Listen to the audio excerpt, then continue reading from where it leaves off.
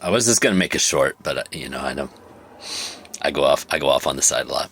ADD, Saturn, Neptune, fire, fire, fire, fire, fire, all the things. But yeah, I was reading this journal, and it's like, this is one of the reasons journals are so freaking helpful, man, for our own life. And if you take notes on things that you're learning, especially like, because I've been diving deep into astrology, and I'm treating it like school, and it's saved my life. Tarot saved my life, literally, figuratively, symbolically, on my freaking bigger journey. My children, my fur children. It's pretty wild, man. It's pretty freaking wild. But journals can be so powerful to compare and see where you were months ago, years ago, and going back for me more recently. Like, I'm going back to some of my earliest like vision board book style things that I started in 2019, and how many of those came true, and how many of them like I don't even want anymore. And some of the stuff is like like, especially around people that I wanted to work with back then, because a lot of my chart is in Libra, so like relationships and communication and all this stuff is like it's just like super. It's a major piece of my soul journey and my personality, and communication and things. All these things I didn't learn as a child, and even was attacked for oftentimes. But a bunch of these people, I look and I'm like, huh, that's funny. Like, I've gotten so far past them and where they were and where they are now, most of them, with the work that I've done over the last 2 years, and the evolution and the quantum jumping and the timeline shifting and all the shit, especially in the past like 7 or 8 months ish, a little more than that. Well, since last spring. But this was ongoing in 2024 as well, just hyper, like a newer version of the journals and the visioning work that I was doing. I was just like, and I have them sitting out on my altar right now, just like claiming my power, and like, I want to live the life that I want, not all this other stuff, not all these goals that other people, like synthetic stuff that I don't even want so much of it. But people are like, you need to set your goals and do this and that and all these things. I'm like, no, I want to be happy and live the life that I actually want, and be who I am, not who all these other people told me to be. And so, what does God do? 2023, 2024 rips all the freaking wiring, all the guts out of my life, literally. And so, yeah, it's been some quantum quantum shit going on since then. Guard doggies checking something else. Something out.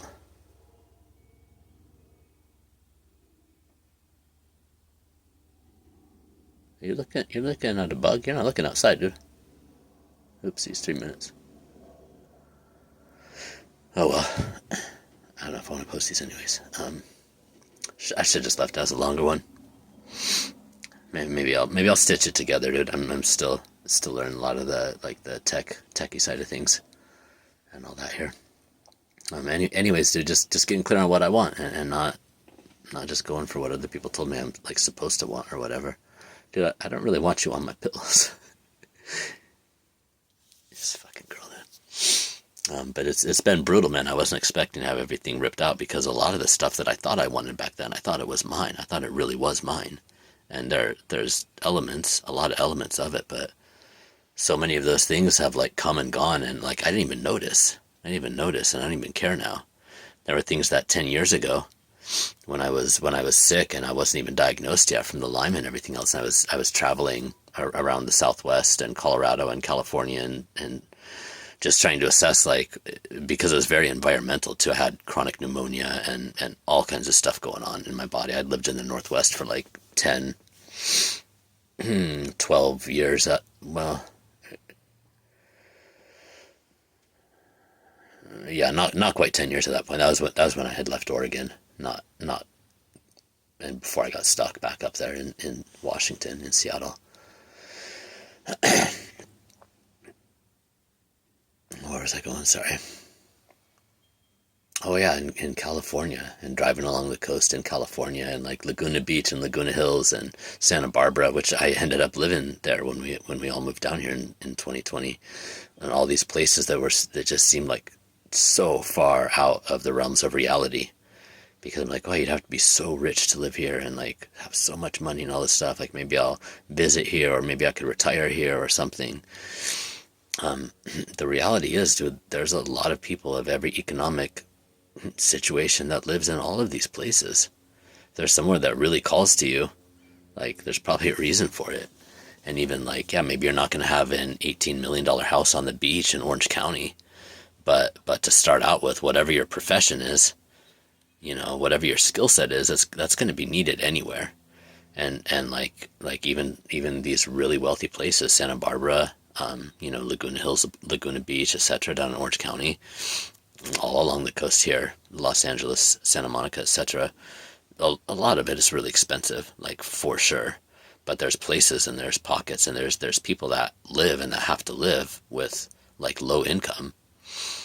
I think California is like 15 minimum wage, but that in reality that was a minimum wage if you had like low expenses 20 years ago, 25 years ago. That's what I was making in like 2002 doing construction work and paying almost no taxes. And I had a freaking motorcycle at the time, so insurance was like $30 a month or something. Gas was about the same. and I could pay rent, you know, and tithe to my church at the time. But now I've come down here. I moved to Santa Barbara. I had worked. I found a business to buy in Orange County, actually, that would have been making good money. And then the guy ripped me off and ran down the road with my deposit. That was my intro to California. And that's what's happened every single year, multiple times a year, going up into the 6 and then the 7 figures since then. and more people getting in on it, dude. It's wild. California it really is something else in SoCal. But yeah, like I remember Santa Barbara specifically. I'm like, so gorgeous here. I could imagine retiring here or something. But you know, the work that I do, like I do landscape construction and design work, and it's, you know, we tend to work for pretty wealthy people. And so that's who can afford our services, especially like high-end design, and we're talking like stonework and statuary and, you know, fountains and irrigation systems and stuff. We're talking about like projects that often run several $100,000, and then there's the maintenance and other things that happen. And then once you get in good in a neighborhood, you know, if you do maintenance and gardening and things like that too, it's like, you know, you start establishing relationships with some of these people. They tell their friends, and all of a sudden you have a thriving business in one of these places that's like you always dreamed about living there. And the more, dude, I used to have a lot of crazy ideas about money and about people with wealth. And the more time that I spent around them, I mean, there's crappy people anywhere. There's crappy poor people, there's crappy rich people, there's crappy everyone in between, and there's good people on at every level as well. But the more time I spent around wealthy people overall, especially ones that had been business owners or were business owners, and not ones that had inherited wealth so much, although I honestly never met a whole lot of them in my time. Most of the people had built businesses and then were either like passive managers or owners of those businesses, or else like retired, semi-retired, or sold the business for 6, 7, 8 figure exits. Depending on where you're at in the country, that money can go a long way. You can be set for life like that. And it's not as hard to do. I mean, it's like so many of these things, man. You just got to treat people right and do good work. And do what you say you're going to freaking do. And you're ahead of 90% of the people out there at that point. It's crazy. But yeah, I ended up in Santa Barbara. You know, in 2014, I had visited there, and it was like a pipe dream. And then in 2020, I was living there. I was almost in Orange County. That was my goal, to be in Orange County and to have that business. And the last of my money, plus money that I borrowed to buy it, he just ran off with. It was freaking gnarly, dude. I wouldn't have thought that anyone would go through that kind of trouble with like having legal documents in place and everything. I didn't just send him a bunch of money. It was like we had all these documents in place, and it was going to be like I had some money and I was going to get a bank loan for part of the deposit, and then he was going to owner finance the rest, which is a pretty common setup with small business. And we got everything, got the documents, got everything notarized, and then I went back up to Washington was getting ready to move down here. You know, we had 90 days. This is in 2019, just before COVID hit, you know, and everything got so messed up. It was crazy, man.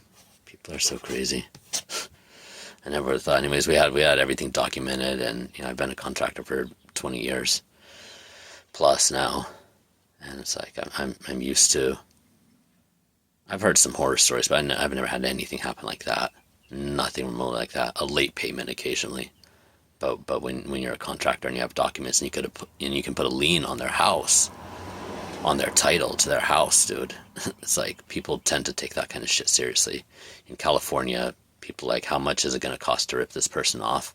How much will it cost them to bring a lawyer and go through court? And what are they actually going to get out of that? And that's like, so many people, that's how they operate down here, man. It's so freaking sick. The level of integrity. I know it's a cultural thing as well. Things are different from the 80s and the 90s when I was a kid, and especially living in the Midwest.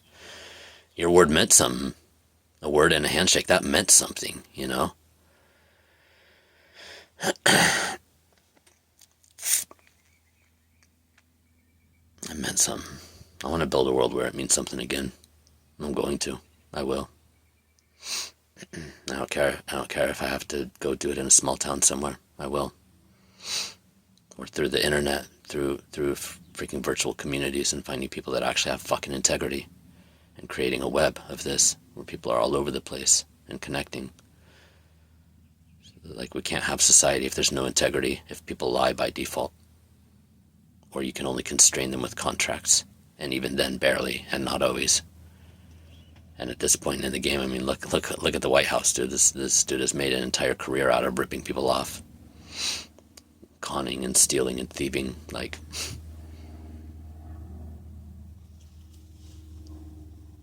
it's horrible, man. It's horrible. Anyways, I think the reason I started all this was around journals and visioning. It'll shock you. It'll shock you when you're doing this work and living, and then you go back and read some of this stuff that you wanted and that came to pass and you didn't even notice it. But giving gratitude for these things can help amp up both your creation power right now and the things that you're bringing into your life. And putting the pieces together when you're learning new stuff, like how I am with astrology right now, man. These fucking people, and some of these people have been involved in the criminal theft and conspiracy and things that have happened in recent years as well. But and because I'm the only person that knows and will say anything about any of this, except for all the stuff I have in Google Drives if anything happens to me, because I know you guys are watching too, so whatever.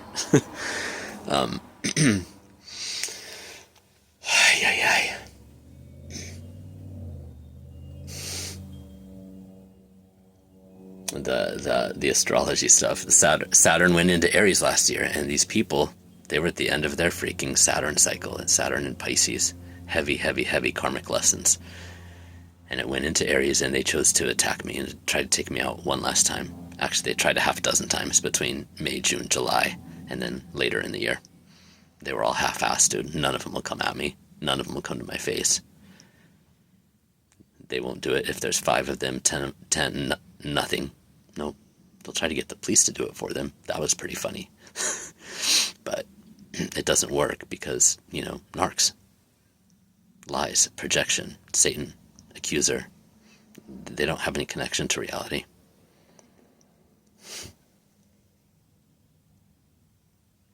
Saturn in Aries, man. The taste of responsibility and moving society forward and going into warfare. And you know what else is interesting? I want to look back at some of the other events because I don't follow the news that closely, but the end of that Saturn in Aries cycle was right around Charlie Kirk. And, you know, they were planning, that's tied in with all this other stuff. They were planning that along with the other fake assassination attempts that happened, you know, leading up to the Orange Maniac illegally assuming office, which obviously he's not allowed in because of all his felonies. That one or any other office in the country, including being the mayor of a town of 5,000 people. a judge, an attorney, literally anything. It's illegal. And everything that we're experiencing right now, the likely end of this empire and the possible end of life on Earth because of nuclear warfare, all of these things are what the founders of this country tried to protect us from.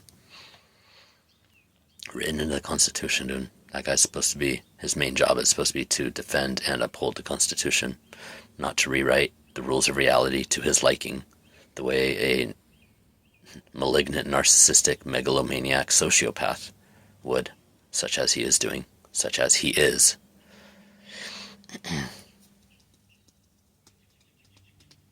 If you don't believe me, there's plenty of books. Go do your own research. If you've never been with one of these characters, then it probably seems outrageous, but having dealt with one hard for the past 10 years and realizing a lot of my family is somewhere on the spectrum, for 47 years I've been dealing with them and internalizing all of it, blaming myself, thinking it's my fault, all of their shit. Came to find out about the fucking scapegoat and golden child dynamics. Actually, this was right before the attack, luckily. Because then everything that happened and all the Freudian slips in the months following that was like, oh wow, there's that. Insanity reveals itself. And sometimes it's well disguised in the helping professions, especially if people know how to do the spiritual talk and mumbo jumbo shit. But truth and God are one. Light, truth, love, God. These things are one. They're unitary.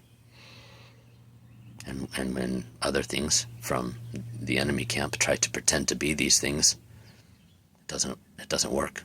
It doesn't work if you actually live in God and you know the fruit of the Spirit and you experience the fruit of the Spirit daily.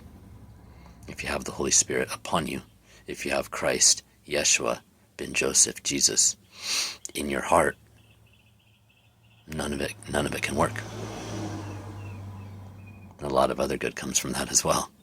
But the attacks of the enemy can't penetrate the shield of God, the shield of love, the shield of light, the shield of truth.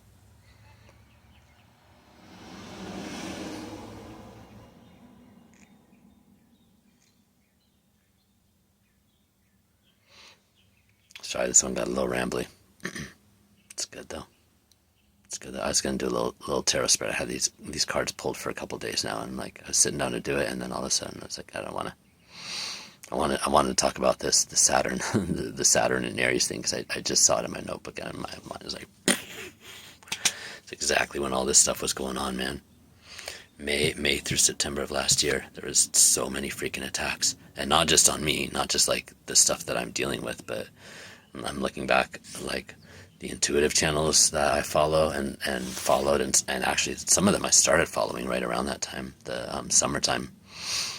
A couple others that I followed from before that, where you could see the attacks were ramping up during those months.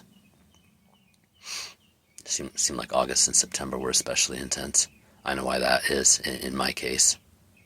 My primary abuser has really severe episodes in March and August or September generally. But it doesn't matter. It doesn't matter how big of a freaking tantrum these people throw.